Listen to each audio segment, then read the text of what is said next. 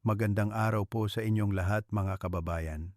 Nais kong batiin ang lahat ng may matibay na kalusugan, payapang isip, at malusog na bato upang lubos na matamasa ang bawat sandali ng kapayapaan at kaligayahan kasama ang inyong mga mahal sa buhay. Sa loob ng maraming taon na nakikipag-ugnayan at nakakasama ko ang mga taong may problema sa bato, marami na akong narinig na mga kwento na bumabalot sa aking puso. May isang ginang na nagsabi sa akin, "Doc, napakasimple ng aking pagkain, puro gulay at tokwa lang, pero tuwing umiihi ako, may mga bula na matagal mawala. Hindi ko masabi kahit kanino dahil baka isang araw ay sabihin ng doktor na mayroon akong kidney failure." Mayroon ding isang G na may stage 3 kidney disease na bumuntong hininga habang sinasabi, "Doc, mahigpit akong nagda-diet. Halos wala na akong karne at isda, puro gulay na lang para gumaan ang aking bato at madaling matunaw." Ngunit sa aking check-up, ang creatinine ko, isang lason sa bato, ay patuloy na tumataas. Bakit namamaga pa rin ang aking mga kamay at paa? Bakit kailangan ko pa ring umihi ng 3 hanggang 4 na beses sa gabi?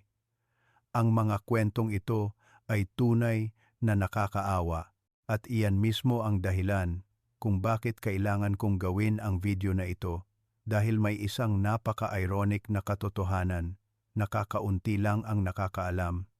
Hindi lahat ng pagkain ay mabuti para sa atin, at may ilang pagkain na itinuturing na superfood para sa mga kabataan, ngunit lason para sa matatanda at mahinang bato. Paano natin malalaman kung aling pagkain ang talagang mabuti para sa ating bato at aling pagkain ang tahimik na nagpapahina sa ating bato araw-araw? Paano natin pipiliin ang tamang pagkain na talagang kailangan ng ating katawan sa halip na kumain lang dahil sa nakasanayan o dahil sa sabi-sabi? At higit sa lahat, paano natin maiiwasan na hindi sinasadyang ilagay sa panganib ang ating mahinang bato? Sa video na ito, ibabahagi ko ang 3 pagkain na makakatulong sa natural na paggaling ng bato, makakabawas sa pasanin ng paglilinis ng lason, at susuporta sa pagpapanatili ng stable na creatinine. Kasabay nito, ituturo ko rin ang 3 karaniwang pagkain na mabilis na nagpapahina sa bato kung hindi natin alam kung paano iwasan. Sa bawat pagkain, ipapaliwanag ko ng malinaw kung bakit ito angkop o hindi angkop, upang lubos ninyong maunawaan ang ugat ng problema at maging mas maagap sa pagprotekta sa inyong kalusugan. Naway pagsikapan ninyong panoorin ang buong video na ito, dahil ang pangatlong pagkain sa listahan ng mga nakakapinsala ay isang pagkain na maraming tao ang maling ginagamit araw-araw nang hindi nalalaman. Kung aayusin lang natin ng kaunti, ang kalusugan ng inyong bato ay tiyak na mapapabuti ng malaki bawat linggo. Kung sa tingin ninyo ay praktikal at kapaki-pakinabang ang paksa ngayon, mangyaring mag-subscribe sa channel at i-on ang notification bell upang ang mga bagong video mula sa kalusugan ng bato ni Doc Renato ay maipadala sa inyo sa lalong madaling panahon. Ito rin ay malaking motibasyon para sa akin upang patuloy na makasama kayo sa paglalakbay tungo sa malusog, payapa at masaganang buhay kasama ang pamilya. Ang ilusyon ng malusog na pagkain. Bakit kailangan nating balikan ang paraan ng pag-iisip upang maunawaan kung bakit may mga taong mahigpit na nagda-diet ngunit humihina pa rin ang kanilang bato at tumataas pa rin ang kanilang creatinine? Kailangan nating balikan ang isang napakahalagang bagay: ang paraan ng paggana ng bato kapag malusog pa ito at kapag humina na. Kadalasan, ang problema ay hindi sa kung anong pagkain ang kinakain ninyo, mabuti man o masama, kundi sa kung sapat pa ba ang lakas ng inyong bato upang iproseso ito. Isipin na lang natin ito ng simple. Kapag malusog ang bato, para itong bagong water filter. Kahit medyo madumi ang tubig, kahit medyo maraming impurities, kaya pa rin itong salain ng makina at gumagana ng maayos. Sa oras na iyon, kahit kumain kayo ng medyo maalat, kahit medyo maraming protina, kaya pa rin itong balansehin ng katawan. Ngunit kapag nagsimulang humina ang bato, Ang filter ay luma na, kumapal ang membrane, at humina ang filtering power. Sa oras na ito, kahit maliit na pagbabago lang sa pagkain, kailangan ng labis na magtrabaho ng bato.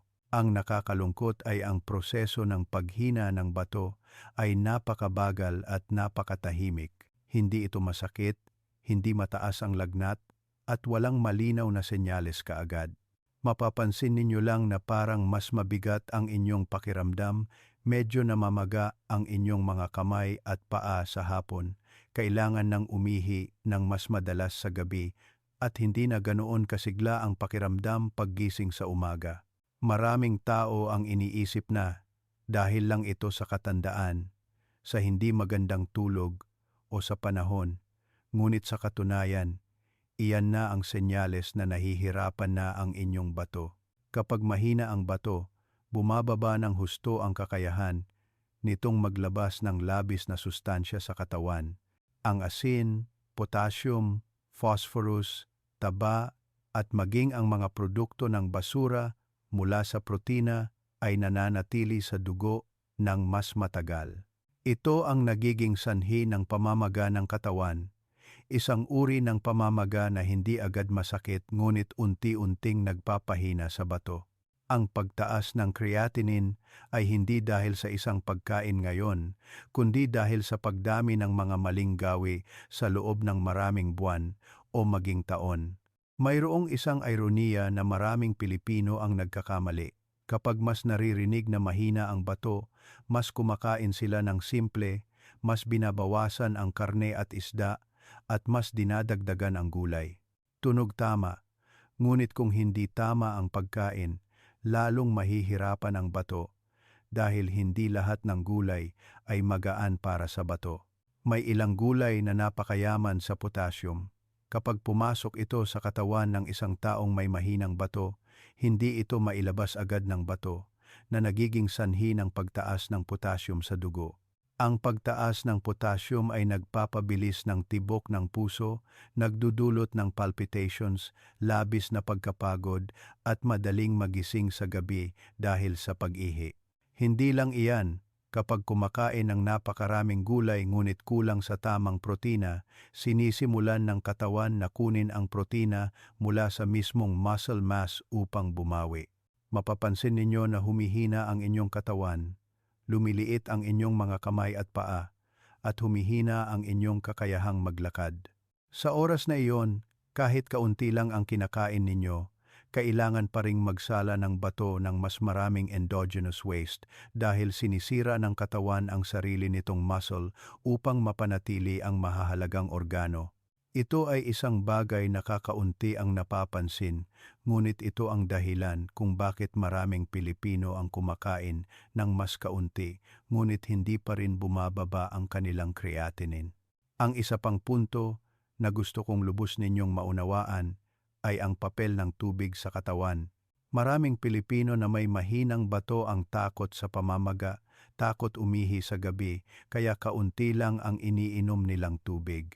Ngunit kapag napakakaunti ang iniinom na tubig, kumakapal ang dugo, nagiging mas puro ang mga basura, na nagiging sanhi ng pagod ng bato sa pagsasala. Sa kabilang banda, may mga umiinom naman ng napakaraming tubig sa gabi dahil nakalimutan nilang uminom sa araw. Ang resulta ay patuloy na pag-ihi sa gabi, nahahati ang tulog, at walang oras ang bato upang magpahinga at magpagaling. Ang tulog, mga kababayan, ay isang napakahalagang salik para sa bato. Sa gabi, ang katawan ay lumilipat sa repair mode.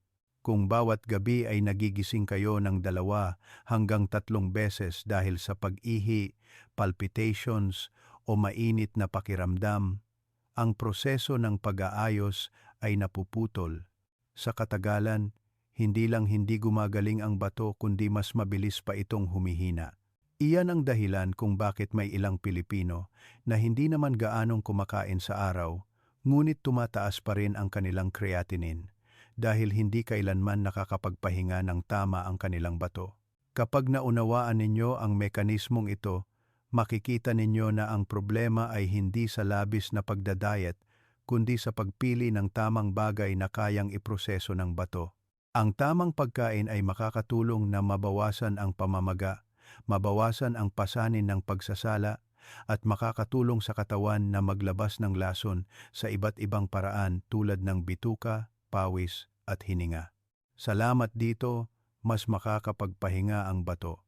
Sa kabilang banda, kahit isang hindi angkop na pagkain lang, kahit gaano pa ito kainosente, ay maaaring magpawalang saysay sa lahat ng pagsisikap na protektahan ang bato.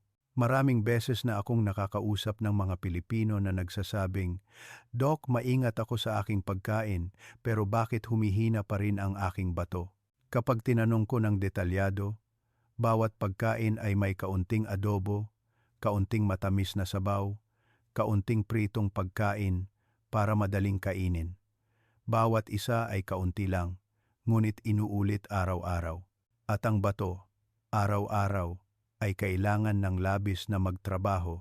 Kapag lumala ang resulta ng pagsusuri, nagugulat sila, ngunit huli na. Kaya nga, mga kababayan, ang mahinang bato ay hindi nangangailangan ng maraming pagkain at hindi rin nangangailangan ng labis na paghihirap sa pagkain. Kailangan lang ng bato na kumain ng tama. Tama ang uri, tama ang dami, at tama ang oras.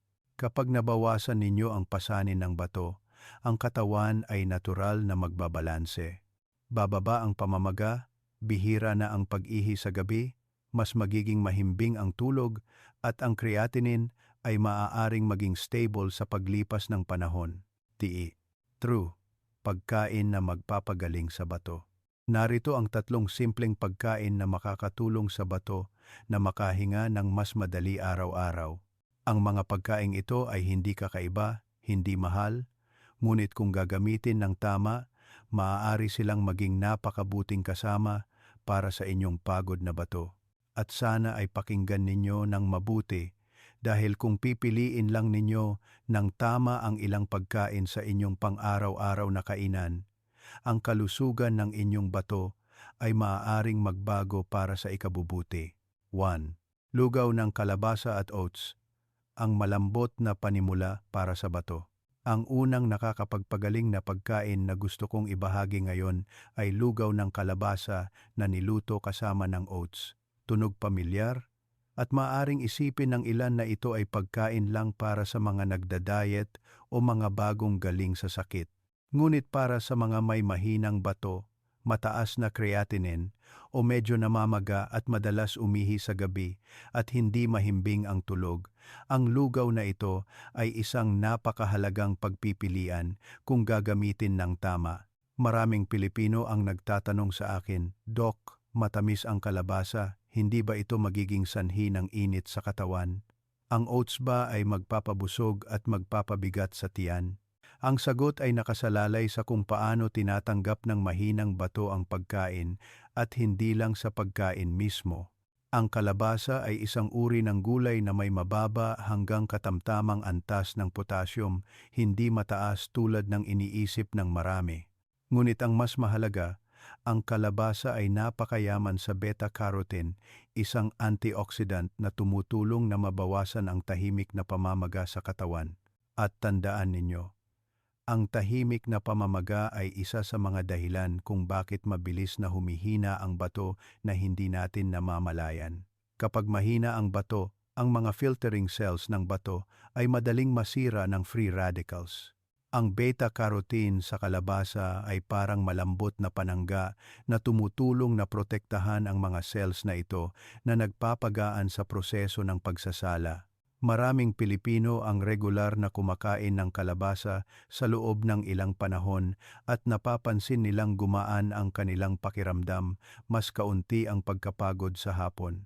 Ito ang senyales na bumababa na ang pamamaga. Tungkol naman sa oats, Doc, ito ang punto na hindi sapat ang paliwanag ng maraming video.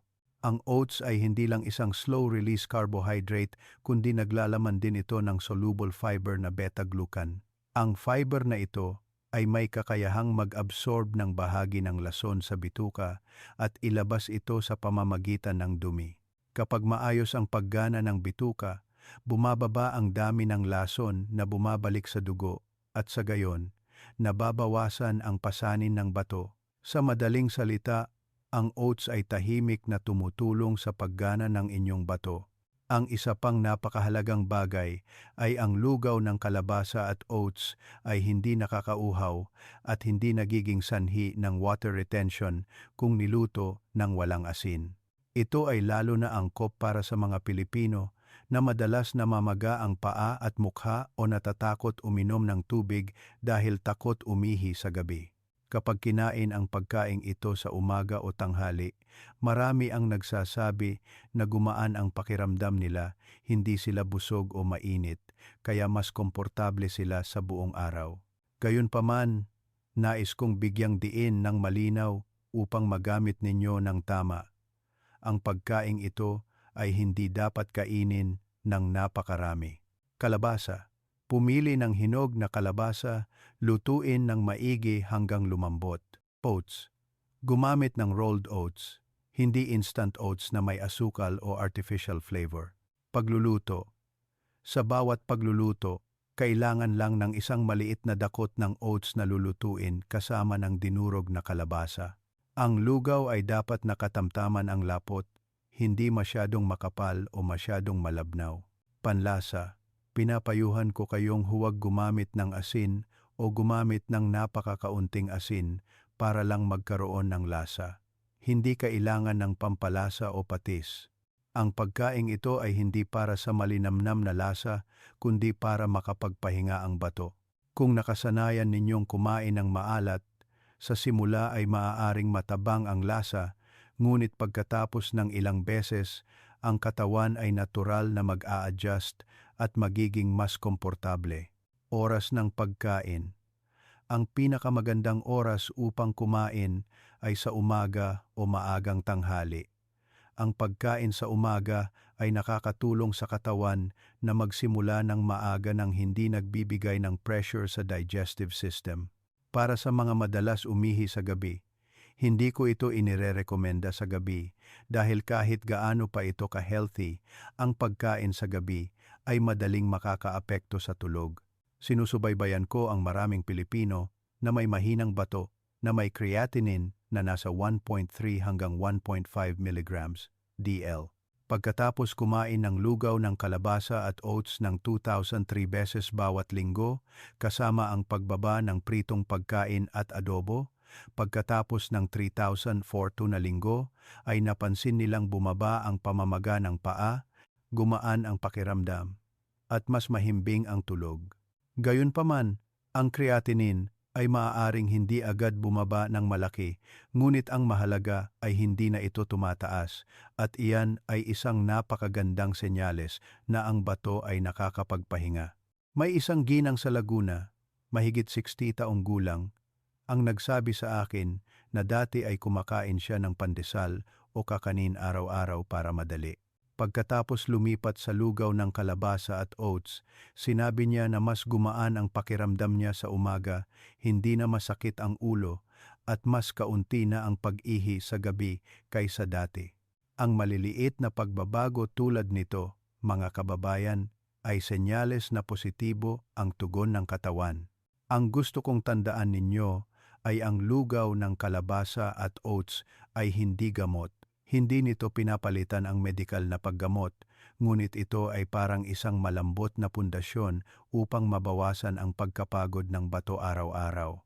Kapag hindi na labis na nagtatrabaho ang bato, ang katawan ay natural na magbabalik sa balanse nito. Bago ako lumipat sa pangalawang nakakapagpagaling na pagkain, gusto kong magtanong ng isang maliit na katanungan sa inyo. Sino sa inyo ang nanonood ngayon ang nakakain na ng kalabasa o oats? Kung nakakain na kayo ng isa sa dalawang pagkaing ito, mangyaring mag-comment ng numero 1 sa ibaba upang malaman ko na magkasama tayo sa paglalakbay ng pag-aalaga sa kalusugan ng bato. 2. Steamed salmon na may luya at luyang dilaw. Ang protina na magaan sa bato. Narito ang pangalawang nakakapagpagaling na pagkain na gusto kong ibahagi, steamed salmon na may luya at luyang dilaw. Kapag naririnig ang isda, maraming Pilipino ang nag-aalala kaagad. Isda din ba ang protina? Ang mahinang bato ba ay makakapagpatas ng creatinine kung kakain ng isda? Ito ay isang tunay na tanong at isang pag-aalala na nagiging sanhi ng takot ng maraming tao sa protina, kaya't tuluyan nilang iniiwasan ito, samantalang kailangan na kailangan ito ng katawan. Kailangan ninyong maunawaan ang isang mahalagang bagay. Hindi lahat ng protina ay pareho. Para sa mga may mahinang bato, ang nakakatakot ay hindi ang protina sa pangkalahatan, kundi ang protina na mahirap tunawin, protina na maraming taba, protina na lumilikha ng maraming basura. Ang salmon, kung kakainin ng tama at sa tamang dami, ay kabilang sa uri ng protina na madaling i-absorb at mas kaunti ang nagiging pasanin sa bato kaysa sa pulang karne. Mayroong napakahalagang sangkap sa salmon, ang natural na omega-3. Ang omega-3 ay may epekto ng pagbaba ng tahimik na pamamaga sa katawan, ginagawang mas malambot ang mga daluyan ng dugo at mas mahusay ang sirkulasyon. Kapag maayos ang sirkulasyon ng dugo, mas epektibong nalilinis ng bato ang dugo at nababawasan ang stress nito. Ito ang dahilan kung bakit maraming Pilipino na may mahinang bato ang nakakain ng salmon ng tama at napapansin nilang mas gumaan ang kanilang pakiramdam, mas kaunti ang pagkapagod, hindi mabigat tulad ng kapag kumakain ng matabang karne o pulang karne. Ang isa pang punto na kakaunti ang napapansin ay ang salmon ay nagbibigay din ng vitamin B complex na nakakatulong na mabawasan ang pagkapagod at oxidative stress. Ang isang taong may mahinang bato ay madalas na nakakaranas ng tahimik na pagkapagod nang walang malinaw na dahilan, mabilis na napapagod sa anumang gawain. Kapag ang katawan ay nabibigyan ng tamang uri ng sustansya, ang pagkapagod na iyon ay humuhupa at ang isip ay nagiging mas stable. Ngunit ang nagpapabago sa pagkaing ito ay hindi lang sa salmon kundi pati na rin sa luya at luyang dilaw. Ang luya ay may epekto ng pagpapainit sa katawan, pagpapasigla ng sirkulasyon ng dugo, at pagtulong sa panunaw. Para sa maraming Pilipino na may mahinang bato, ang tiyan ay madalas na malamig, madalas na busog at mahirap tunawin. Ang luya ay nagpapagaan sa pagkain ng isda, binabawasan ang pakiramdam ng kabusugan pagkatapos kumain. Kapag maayos ang panunaw, mas epektibong naa-absorb ng katawan ang protina at hindi kailangang iproseso ng bato ang napakaraming labis na sustansya. Ang luyang dilaw naman ay naglalaman ng curcumin, isang napakalakas na natural na anti-inflammatory agent. Tumutulong ang curcumin na protektahan ang mga kidney cells mula sa pangmatagalang pinsala at sumusuporta din sa atay at immune system. Kapag mas mahusay ang paggana ng atay, bahagi ng lason ay naproproseso bago ito bumalik sa dugo at sa gayon, mas nababawasan ang pasanin ng bato. Ito ay isang napakagandang kombinasyon na hindi lahat ng pagkain ay mayroon. Tungkol sa pagluluto, nais kong bigyang diin upang maiwasan ninyo ang pagkakamali. Ang salmon ay dapat na steamed, hindi piniprito o inihaw. Kapag piniprito, ang mainit na mantika ay lilikha ng mga oxidizing agent na magpapataas ng pamamaga na halos mawawala ang benepisyo ng salmon. Kailangan lang ng isang maliit na piraso ng isda, mga kasing laki ng palad, hugasan ng malinis at patuyuin. Timplahan ng bahagya ng ginadgad na luya, dinurog na luyang dilaw o kaunting pulbos ng luyang dilaw. Hindi kailangan ng maalat na timpla, kaunting asin lang kung kailangan. Ang oras ng pag-steam ay mga 80-100 minuto lang, depende sa kapal ng isda. Dapat na luto at malambot ang isda, hindi tuyo. Hindi kailangan ng patis o siksik na sarsa. Ang pagkaing ito ay dapat na matabang upang mapangalagaan ang katawan nang hindi pinaghihirapan ang bato.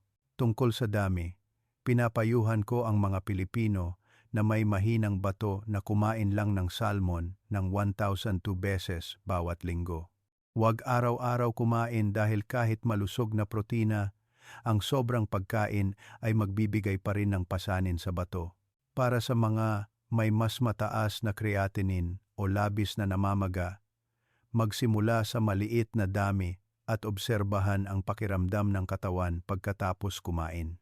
Kung gumaan ang tiyan, hindi nauuhaw, hindi dumami ang pag-ihi sa gabi, maaari itong ipagpatuloy. Maraming Pilipino ang nagsabi sa akin na mula nang lumipat sila sa steamed salmon na may luya at luyang dilaw mula sa pritong isda, mas mahimbing ang kanilang tulog sa gabi, mas kaunti ang palpitations, at hindi na masakit ang likod paggising sa umaga. Ang maliliit na pagbabago tulad nito, bagaman maliit, ay isang napakagandang senyales na ang bato ay ginagamot ng mas maingat. May isang G sa Davao, 65 taong gulang, na dati ay takot kumain ng isda dahil sa tingin niya ay malansa at mahirap tunawin. Pagkatapos subukan ang steamed salmon na may luya at luyang dilaw ng isang beses sa isang linggo, sinabi niya na hindi lang ito madaling kainin kundi mas malakas din ang pakiramdam niya, hindi na labis na napapagod sa hapon. Masaya niyang sinabi sa akin na, "Dok, sa totoo lang, hindi ako takot sa isda, kundi mali lang ang paraan ko ng pagkain ng isda sa loob ng maraming taon. Ang gusto kong bigyang diin ay ang steamed salmon na may luya at luyang dilaw ay hindi pagkain para kainin ng marami, kundi pagkain para kainin ng tama. Kapag tama ang pagkain, hindi pipilitin ang bato na labis na magtrabaho, bababa ang pamamaga sa katawan, at ang proseso ng paggaling ay magaganap ng mas natural. Bago ako lumipat sa pangatlong nakakapagpagaling na pagkain, gusto kong magtanong ng isang maliit na katanungan sa inyo. Sino sa inyo ang nanonood ngayon ang nakakain na ng steamed fish na may luya o luyang dilaw? Kung nakakain na kayo, mangyaring mag-comment ng numero 2 sa ibaba upang malaman ko na magkasama tayo sa pagpapabuti ng kalusugan ng bato. 3. Itlog na ginisa sa broccoli. Ang pang-araw-araw na nutrisyon para sa bato. Ang pangatlong nakakapagpagaling na pagkain na gusto kong ibahagi ngayon ay isang napakapamilyar na pagkain sa hapagkainan ng pamilya, na marami ang kumakain sa loob ng 10 o 15 taon na nang hindi napapansin. Itlog na ginisa sa broccoli. Dahil napakapamilyar nito, madalas itong binabalewala. Ngunit para sa mga may mahinang bato, mataas na creatinine, madalas na pagkapagod at pag-ihi sa gabi, ito ay isang napakahalagang pagkain kung gagamitin ng tama. Maraming Pilipino ang nag-aalala kaagad kapag naririnig ang itlog. Itlog din ba ang protina? Makakasama ba sa mahinang bato kung kakain ng itlog? Nais kong linawin upang makatiyak kayo. Ang mahinang bato ay hindi nangangahulugang hindi dapat kumain ng protina, kundi hindi dapat kumain ng mabibigat na protina, mahirap tunawin na protina, at napakarami sa isang upuan. Ang itlog ng manok ay isang uri ng protina na may napakataas na biological value. Ibig sabihin, mahusay itong naa-absorb ng katawan. Marami ang nagagamit at mas kaunti ang basura na nalilikha kaysa sa maraming pulang karne. Kapag kinain ng tama ang itlog, hindi nito pinapagod ang bato kundi nakakatulong pa itong panatilihin ang muscle at lakas, isang napakahalagang bagay para sa mga matatanda. Ang problema ay nakasalalay sa kung ano ang kasama ng itlog at kung paano ito kinakain. At iyan ang dahilan kung bakit lumitaw ang broccoli sa pagkaing ito. Ang broccoli, berde man o puti, ay kabilang sa grupo ng mga gulay na may mas mababang potassium at phosphorus kaysa sa maraming iba pang gulay, samantalang mayaman naman sa fiber at antioxidants. Kapag pinagsama ang itlog at broccoli, mayroon kayong pagkain na may sapat na protina upang mapangalagaan ang katawan at may fiber upang hilahin ang lason palabas sa pamamagitan ng bituka. Salamat dito, nababawasan ang pasanin ng bato. Isipin na lang natin ito ng simple. Kapag maayos ang paggana ng bituka, mas gagaan ang trabaho ng bato. Ang broccoli ay parang isang tahimik na katulong na tumutulong na ibahagi ang trabaho ng paglilinis upang hindi lahat ay iproseso ng bato. Ito ay isang bagay na kakaunti ang nagsasabi, ngunit napakahalaga para sa mga matagal nang may mahinang bato. Ang isa pang bentahe ng itlog na ginisa sa broccoli ay hindi ito nagiging sanhi ng water retention at hindi masyadong nakakauhaw kung niluto ng matabang. Maraming Pilipino na may mahinang bato ang takot kumain sa gabi dahil pagkatapos kumain ay madalas silang nauuhaw at kailangan ng umihi ng maraming beses sa gabi. Ngunit sa pagkaing ito, kung lulutuin ng tama, ang pakiramdam pagkatapos kumain ay madalas na gumaan ang tiyan, hindi busog at hindi mainit, kaya mas payapa ang tulog sa gabi. Tungkol sa pagluluto, nais kong sabihin ng detalyado upang maiwasan ninyo ang pagkakamali. Broccoli. Dapat hiwain ng maliliit, i-blanch saglit sa kumukulong tubig at itapon ang unang tubig. Ang hakbang na ito ay nakakatulong na mabawasan ang nalalabi na potassium. Itlog. Gumamit lang ng isang itlog bawat pagkain o hanggang isang itlog at kalahati para sa mga may magandang pangangatawan. Hindi dapat kumain ng 2,003 itlog ng sabay-sabay. Pagluluto. Kapag ginigisa, kailangan lang ng isang maliit na kutsarang vegetable oil. Huwag gumamit ng animal fat. Igisa ng bahagya ang sibuyas para maging mabango kung gusto, pagkatapos ay ilagay ang itlog at igisa ng mabilis. Pagkatapos ay ilagay ang broccoli at igisa hanggang maluto. Panlasa. Kung mas simple ang timpla, mas mabuti. Kaunting asin lang, walang pampalasa, walang patis. Hindi kailangan ng malinamnam na lasa ang pagkaing ito dahil ang layunin nito ay mapangalagaan ang katawan nang hindi pinipilit ang bato na labis na magtrabaho. Kung nakasanayan ninyong kumain ng maalat, sa unang pagkakataon ay maaaring matabang ang lasa, ngunit pagkatapos ng ilang pagkain, ang katawan ay natural na mag-a-adjust at magiging mas komportable. Oras ng pagkain. Ang pinakamagandang oras upang kumain ay sa tanghali o maagang gabi bago mag-7 p.m. Ang pagkain ng masyadong huli, kahit malusog na pagkain, ay madaling makapagpabigat sa tiyan at makakaapekto sa tulog. Para sa mga madalas umihi sa gabi, ang pagkain ng pagkaing ito ng maaga ay madalas na nakakatulong upang mas kaunti ang paggising sa gabi kumpara sa mga pagkaing maraming tubig o maraming asin. Sinusubaybayan ko ang maraming Pilipino na may mahinang bato na may creatinine na nasa 1.3 hanggang 1.6. Pagkatapos palitan ang kanilang hapunan ng itlog na ginisa sa broccoli ng 2,003 beses bawat linggo, kasama ang pagbaba ng pritong pagkain at maalat na pagkain, pagkatapos ng 35 linggo ay napansin nilang bumaba ang pamamaga, gumaan ang pakiramdam, at mas mahimbing ang tulog. Ang creatinine ay maaaring hindi agad bumaba ng malaki, ngunit ang napakagandang balita ay hindi na ito tumataas at iyan ay senyales na nakakapagpahinga ang bato. May isang ginang sa Pampanga ang nagsabi sa akin na dati ay takot siya sa itlog kaya isang beses lang siya kumakain sa isang buwan. Pagkatapos niyang maunawaan at kumain ng itlog na ginisa sa broccoli ng tama, sinabi niya na hindi lang siya hindi napagod, kundi mas malakas pa ang pakiramdam niya, hindi na labis na pagod sa hapon. Ang maliliit na pagbabago tulad nito, mga kababayan, ay senyales na nasa tamang direksyon ang katawan. Ang gusto kong tandaan ninyo ay ang itlog na ginisa sa broccoli ay hindi gamot. Ngunit ito ay parang isang matibay na nutritional support para sa mga may mahinang bato. Kapag nabawasan ang pasanin ng bato araw-araw, ang katawan ay gagawin ang sarili nitong trabaho.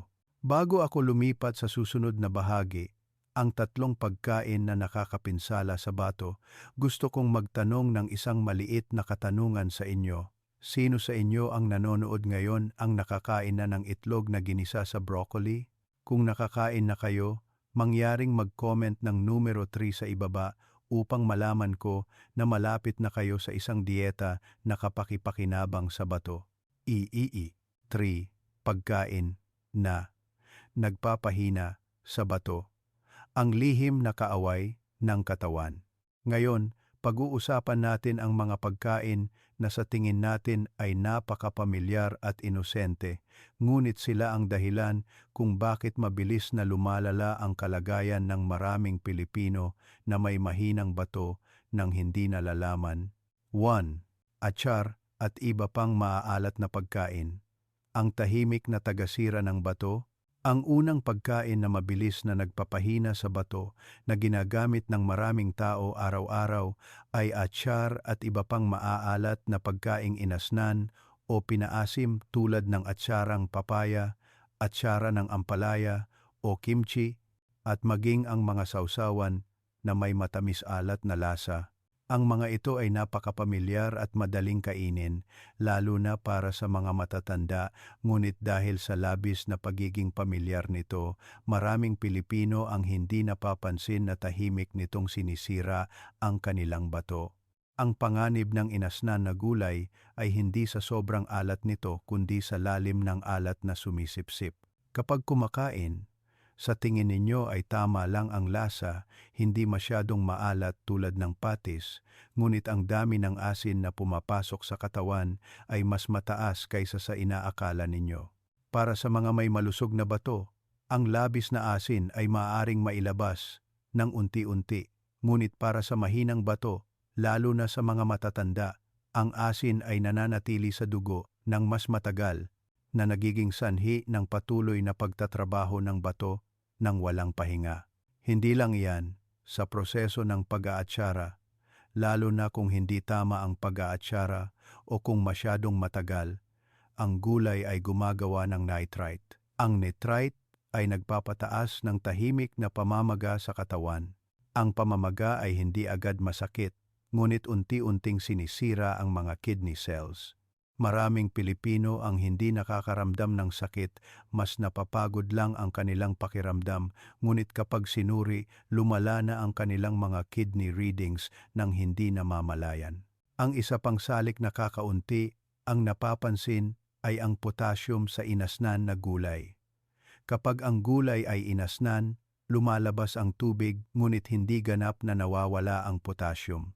Para sa mga may mahinang bato, ang potassium na naipon sa dugo ay madaling magdulot ng palpitations, mabilis na tibok ng puso at pagiging balisa, lalo na sa gabi. May isang G na nagsabi sa akin na tuwing gabi, kapag nakahiga na siya, nahihirapan siya, mabilis ang tibok ng puso at kailangan niyang umupo ng sandali bago humupa. Ngunit hindi niya inisip na ang pagkain ng inasnan na gulay sa araw ay direktang nakakaapekto sa kanyang tulog sa gabi. Pagkatapos ng matagal na pagkonsumo ng inasnan na gulay, ang karaniwang senyales ay ang bahagyang pamamaga ng mga kamay at paa, lalo na sa hapon. Masikip ang sapatos at may bakas ang bukong-bukong. Ngunit maraming tao ang iniisip na dahil lang ito sa katandaan. Sa gabi naman, madalas silang umihi, maraming beses umihi, bawat isa ay hindi marami ngunit patuloy na nagigising, na nagiging sanhi ng pagkaputol ng tulog at lalong pagkapagod ng katawan. Ang nakakagulat sa maraming Pilipino ay kung bakit mas gustong-gusto nilang kumain ng inasnan na gulay at maaalat na pagkain habang tumatanda. Ngunit sa katunayan, kapag matanda na, humihina ang panlasa, ang pagkain ng matabang pagkain ay nahihirapan silang lunukin. Ang maaalat at maaasim na pagkain ay labis na nagpapasigla sa panlasa na nagbibigay ng pakiramdam na mas masarap kumain. Kasabay nito, ang asin ay nagiging sanhi ng bahagyang water retention sa loob ng maikling panahon na nagbibigay ng pakiramdam na mas gumaan ang pakiramdam. Ang pansamantalang pakiramdam na ito ng ginhawa ang nagiging sanhi ng pagnanais ng Pilipino na kumain pa kahit na pagkatapos nito ay mas napapagod ang katawan. Bukod pa rito, maraming matatanda ang madalas na nilalamig ang tiyan. Ang pagkain ng maaalat at maaasim na pagkain ay nagbibigay ng pakiramdam na mas mainit at komportable. Ngunit kung patuloy na ginagawa ang gawin na ito ng matagal, mas napipilitan ang bato at mas magiging malinaw ang pamamaga, pag-ihi sa gabi, at pagkapagod. Marami na akong nakakausap na mga Pilipino na nagsasabing, "Doc, Kung walang inasnan na gulay ang hapagkainan, hindi ako makakain.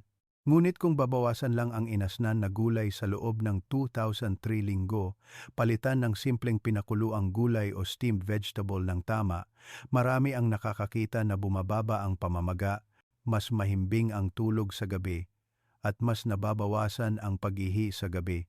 Iyan ay nagpapakita na hindi talaga kailangan ng katawan ang inasnan na gulay, kundi nasanay lang ito sa maalat at maasim na lasa.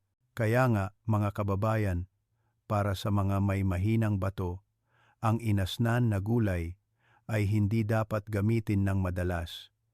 Kung kakain man, napakakaunti lang at napakabihira at iwasan ang pagkain sa gabi. Kung babawasan lang ang pagkain ito, maraming Pilipino ang makakakita ng malinaw na pagbabago lalo na sa mas payapang tulog sa gabi at mas gumaang pakiramdam paggising sa umaga. 2. Bone broth at matamis na sabaw, ang malusog na lason ng bato, ang pangalawang pagkain na mabilis na nagpapahina sa bato na ginagamit ng maraming tao sa pag-iisip na para sa kalusugan ay bone broth at iba pang matamis na sabaw mula sa pinakuluang buto, sabaw ng manok, sabaw ng pho, sabaw ng miki, at maging ang mga sabaw na niluto mula sa buto ng baboy o baka. Maraming Pilipino ang naniniwala na kapag matagal na nilaga ang buto, lahat ng nutrients ay natutunaw sa tubig. Kapag ininom, mas lalakas ang katawan, lalo na kapag pagod o bagong galing sa sakit. Ngunit para sa mga may mahinang bato, ang matamis na sabaw na iyon ang siyang nagiging malaking pasanin.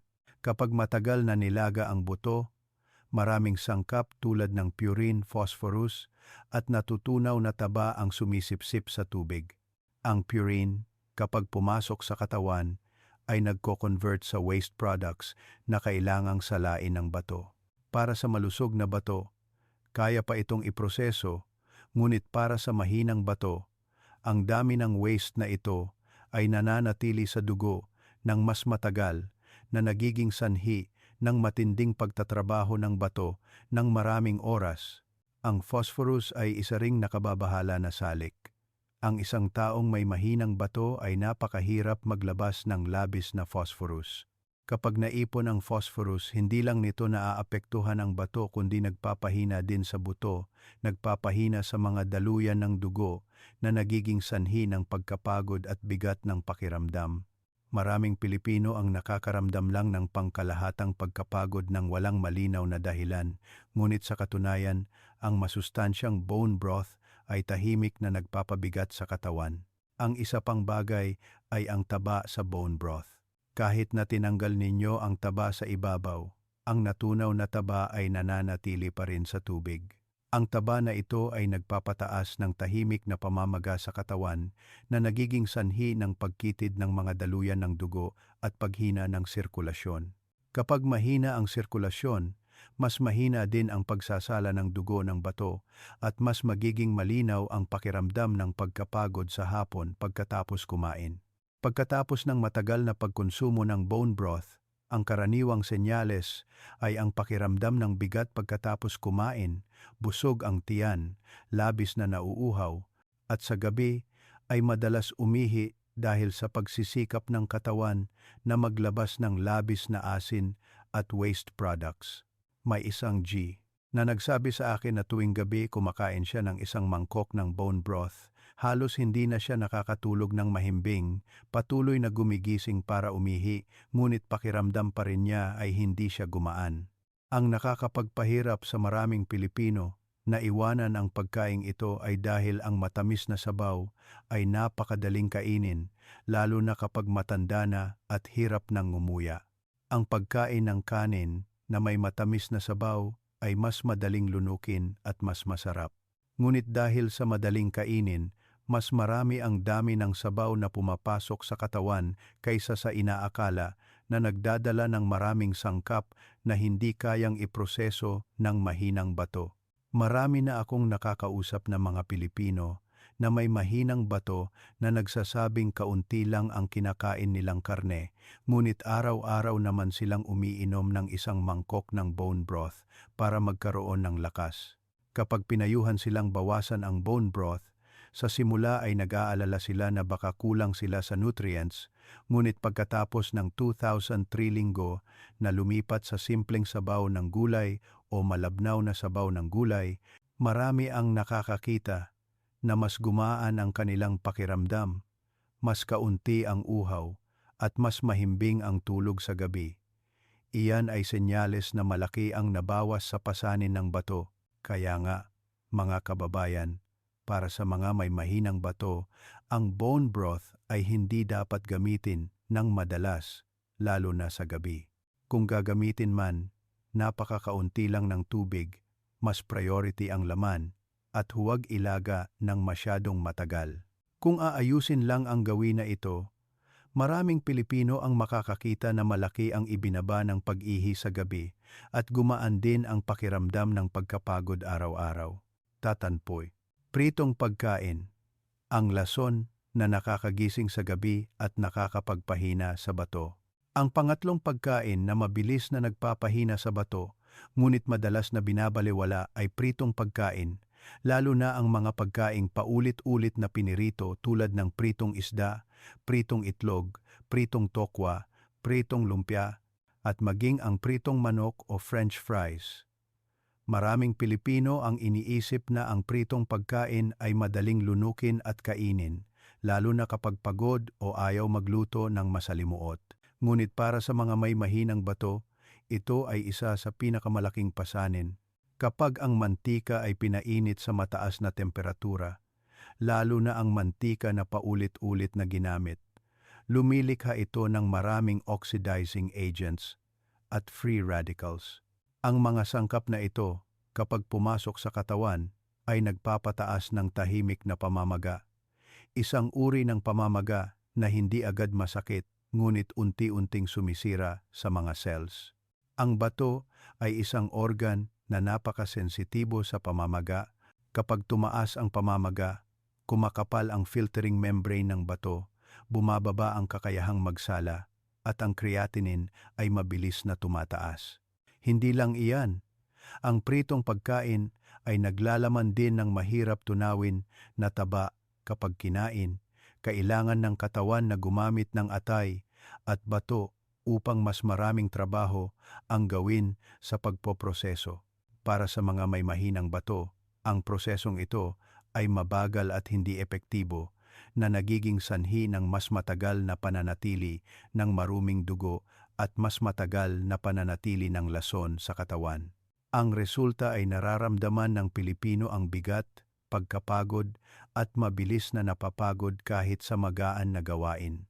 Ang karaniwang senyales pagkatapos kumain ng pritong pagkain ay ang labis na pagkauhaw, lalo na sa gabi. Kapag umiinom ng maraming tubig sa gabi, kailangan ng katawan na maglabas nito at ang resulta ay madalas na pag-ihi sa gabi. May isang G na nagsabi sa akin na tuwing gabi, kumakain siya ng pritong isda o pritong itlog. Halos hindi na siya nakakatulog ng mahimbing.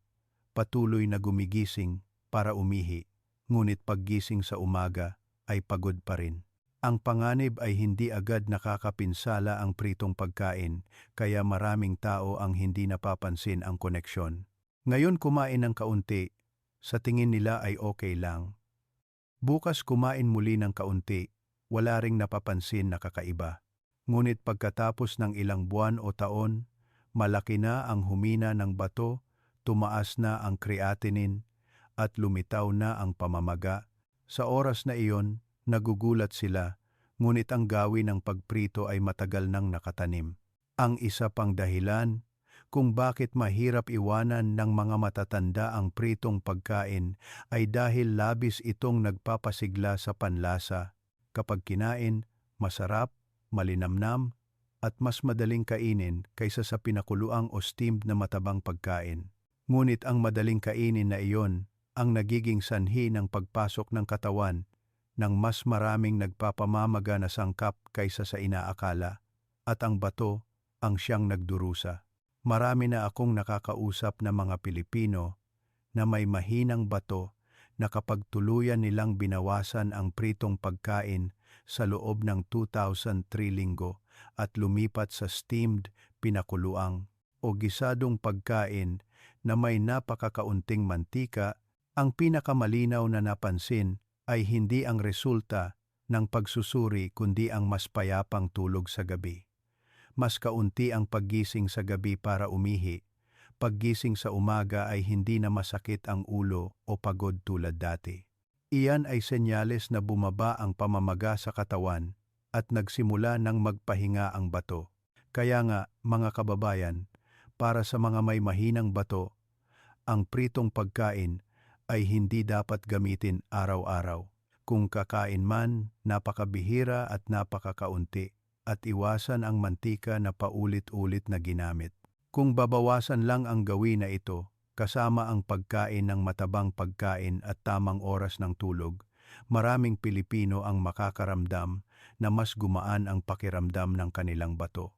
Konklusyon. Bago magtapos ang video na ito, gusto kong ikuwento sa inyo ang isang tunay na kwento. Hindi ito kwento sa libro, at hindi rin ito kakaibang kaso, kundi isang sitwasyon na paulit-ulit kong nakikita sa maraming Pilipino na may mahinang bato sa totoong buhay. Ito ang kwento ng isang G na 68 taong gulang na nakatira sa probinsya. Nang una siyang lumapit sa akin, dala niya ang isang folder ng mga resulta ng pagsusuri na maingat na nakatupi. Ang creatinine niya noon ay nasa mahigit 1.5 at na-diagnose siya ng chronic kidney disease stage 3. Ngunit ang nakakuha ng aking pansin ay hindi ang mga numero kundi ang paraan ng kanyang pagsasalita tungkol sa kanyang pagkain. Sinabi niya sa akin, "Doc, napakasimple ng aking pagkain. Halos hindi ako kumakain ng pulang karne. Kaunti lang ang isda. Bawat pagkain ay kanin at nilagang gulay. Dagdag pa ang isang mangkok ng sabaw para madaling lunukin. Konting inasnan na gulay lang para hindi matabang. Hindi ako kumakain ng maanghang, walang alak. Ngunit bakit humina pa rin ang aking bato? Sa unang tingin, maraming tao ang mag-iisip kaagad, ano ang mali sa ganoong pagkain? Mismong si G ay naniniwala na ginawa na niya ang lahat ng kanyang makakaya. Ngunit nang magtanong ako ng detalyado, unti-unting luminaw ang larawan. Halos wala siyang sapat na protina sa bawat pagkain. Halos wala na siyang karne at isda. Bihira rin siya kumain ng itlog dahil takot siya na mapagod ang bato. Marami siyang gulay na kinakain, ngunit ang mga gulay na iyon ay mayaman sa potassium. Kinakain niya buong araw nang hindi nalalaman. Bawat pagkain ay may kaunting inasnan na gulay o atsara, ilang piraso lang ngunit araw-araw. Ang sabaw ay puro bone broth dahil akala niya ay masustansya ang buto at madaling lunukin. Bawat gabi naman, kumakain siya ng kaunting pritong pagkain dahil madaling kainin at mabilis. 3 pagkain lang, mga kababayan. Inasnan na gulay, bone broth, at pritong pagkain. Bawat isa ay kaunti lang, ngunit inuulit ng regular sa loob ng maraming buwan at taon. Ang resulta ay unti-unting humina ang kanyang katawan nang walang malinaw na dahilan. Sa araw, mabagal siya maglakad, mabilis na napapagod kahit sa magaan na gawain. Sa hapon, bahagyang namamaga ang kanyang mga paa, masikip ang sapatos. Sa gabi naman, halos wala siyang tulog ng mahimbing. Minsan, kailangan niyang gumising ng 3,000 na beses para umihi. Bawat isa ay hindi marami, ngunit tuwing nakahiga siya, gusto na naman niyang umihi. Pagkagising sa umaga, pagod na pagod siya, masakit ang ulo, masakit ang likod, at malaki ang ibinaba ng kanyang isip. Ang nakakabahala kay G ay kahit kumakain siya ng napakasimple, ang creatinine niya ay unti-unting tumataas. Sinabi niya sa akin na may mga araw na kapag nakikita niya ang resulta ng pagsusuri, bumibilis ang tibok ng puso niya sa sobrang pag-aalala kaya hindi siya makatulog.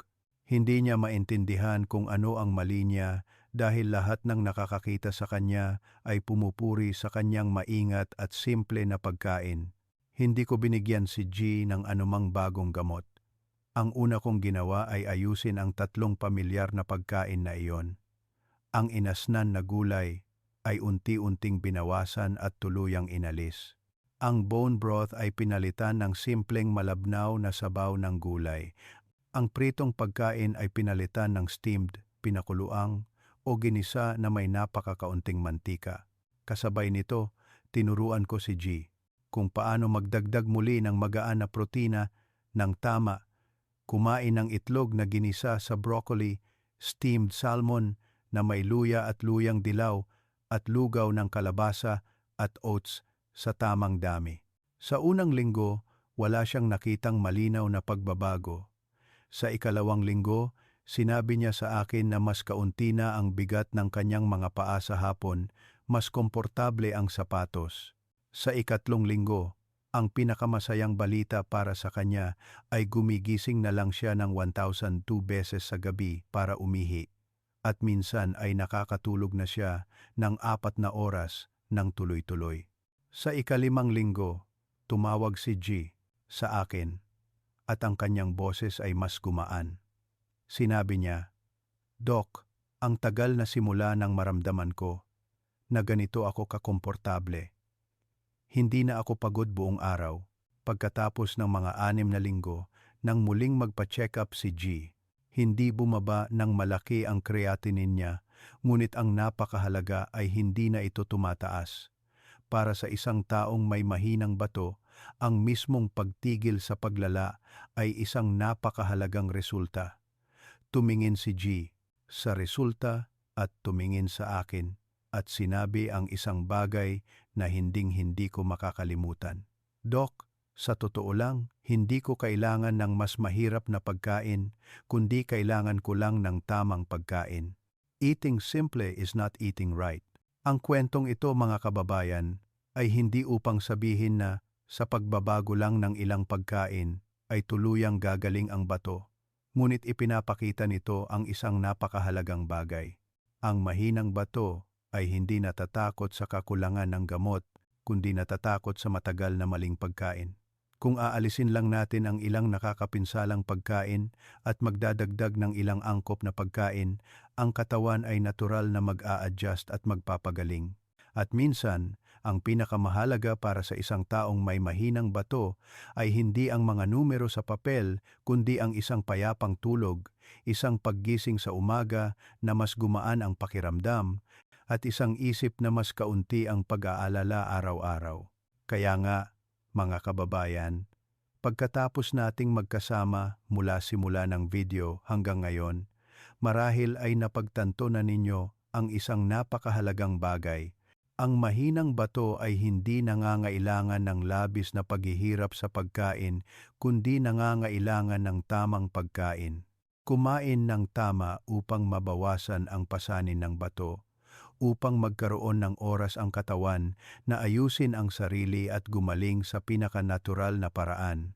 Una sa lahat, nais kong ulitin ang 3 pagkain na dapat kainin, hindi upang kainin ng napakarami, kundi upang ilagay sa tamang lugar sa pang-araw-araw na kainan. Lugaw ng kalabasa at oats. Isang napakagaan na pagkain na nakakatulong na mabawasan ang tahimik na pamamaga, sumusuporta sa panunaw, at nagpapagaan sa pagsasala ng bato. Steamed salmon na may luya at luyang dilaw.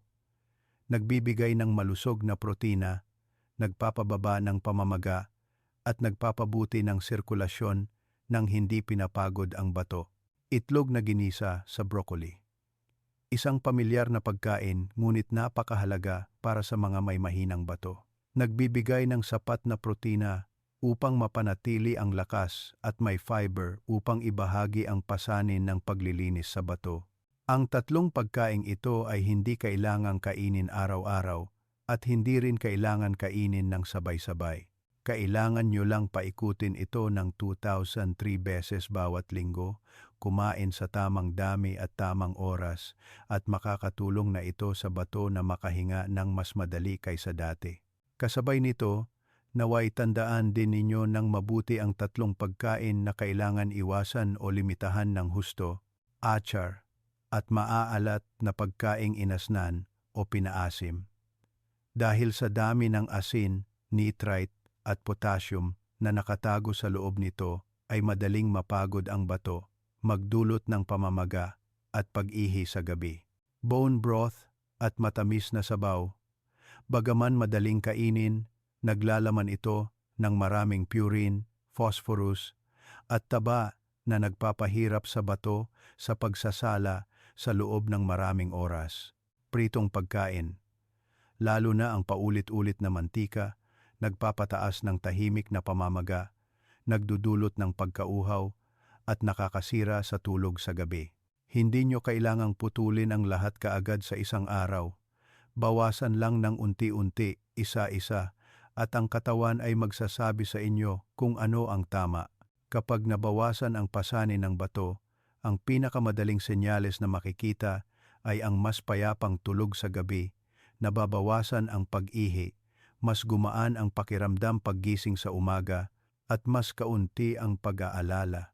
Ang gusto kong tandaan ninyo, pagkatapos ng video na ito ay hindi isang mahabang listahan ng pagkain, kundi isang napakasimpleng prinsipyo. Kung anong pagkain ang pagkatapos kainin, ay nararamdaman ninyong gumaan ang pakiramdam. Mas mahimbing ang tulog, mas kaunti ang pamamaga, iyon ang pagkain kailangan ng bato. Kung anong pagkain naman ang pagkatapos kainin ay nauuhaw, mabigat ang tiyan, at madalas umihi sa gabi, kahit gaano pa ito kapamilyar, nagdurusa ang bato. Magsimula lang kayo sa susunod na pagkain, kaunting pagbabago lang, at ang paglalakbay sa pangangalaga sa bato ay nagsimula na. At ang pinakamahalaga ay hindi kayo nag-iisa sa paglalakbay na ito. Kung hindi pa kayo nakasubscribe sa Kalusugan ng Bato ni Doc Renato Channel, mangyaring mag-subscribe at i-on ang notification bell upang ang mga susunod na video tungkol sa pagkain, pamumuhay, at pangangalaga sa bato ay maipadala sa inyo sa lalong madaling panahon. Lagi akong magsisikap na ibahagi ang mga bagay na madaling maunawaan, madaling gawin, at ligtas upang magamit ninyo agad sa pang-araw-araw na buhay. Naway pagpalain kayo ng matibay na kalusugan, payapang isip, mahimbing na tulog bawat gabi, at bawat araw na lumipas ay mas magaan at payapa. Ang malusog na bato at payapang buhay ang siyang laging nais na makasama ng sa inyo, mga kababayan.